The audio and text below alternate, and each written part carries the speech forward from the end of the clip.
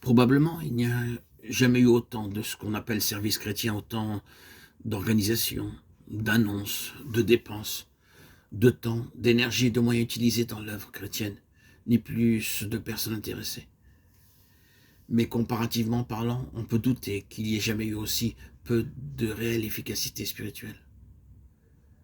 La question fondamentale est combien de tout ceci provient directement de la révélation et de l'initiative de Dieu par l'Esprit éternel. De combien de ces œuvres on peut vraiment dire qu'elles viennent par révélation du Saint-Esprit, ou que le Saint-Esprit a dit, ou qu'il a paru bon au Saint-Esprit.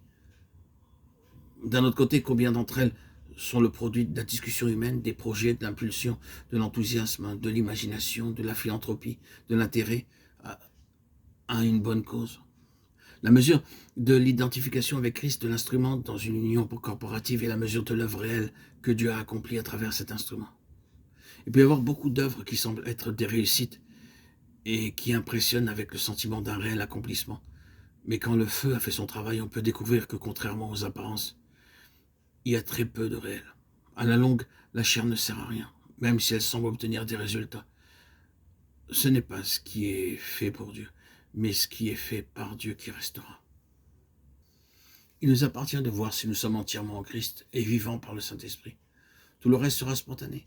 Tant qu'il n'y a pas une réelle incorporation, demeurer d'une manière permanente n'est pas possible. Ceci nous amène là où nous est possible de poursuivre, en montrant comment cette union s'effectue. Il a été souvent montré que la mort de Christ avait et a un double aspect. Premièrement, l'aspect substitutif qui est unique, isolé et définitif. Rien ne peut y être ajouté, ni prendre part à son efficacité substitutive et rédemptrice. Nous recevons le bénéfice comme un don par la foi et nous sommes justifiés. Mais il y a un second aspect, à savoir l'aspect représentatif. Et si nous-mêmes, dans l'état déchu de notre nature adamique, nous sommes inclus dans l'aspect substitutif, notre péché est traité. Dans l'aspect représentatif, nous sommes nous-mêmes traités. Alors que les deux sont de façon vitale et fondamentale en rapport avec notre salut, Dieu nous montrera l'importance du second, lorsque nous viendrons à désirer vivre la vie de Christ et accomplir son dessein.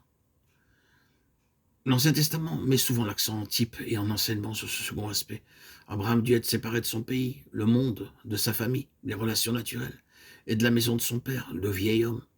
Ainsi qu'un écrivain l'a fait remarquer, sa vie entière fut une application constante du principe de mort sur les nombreuses phases de l'homme naturel.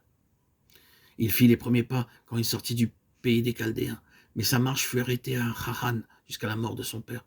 On ne peut pas emmener le vieil homme de l'autre côté du Jourdain qui représente la croix. La vieille vie ne peut pas passer les frontières des lieux célestes. Cet écrivain attire l'attention sur la signification des multiples relations et incidents de nature charnelle dans la vie d'Abraham et des ennuis de l'arrêt et de la tragédie qu'ils générèrent, et comment plus tard ces relations duraient être arrêtées et abandonnées. Parmi elles, il y avait l'Égypte, le domaine des sens, la tentative pour trouver force spirituelle par ce qui est tangible, apparent et actuel.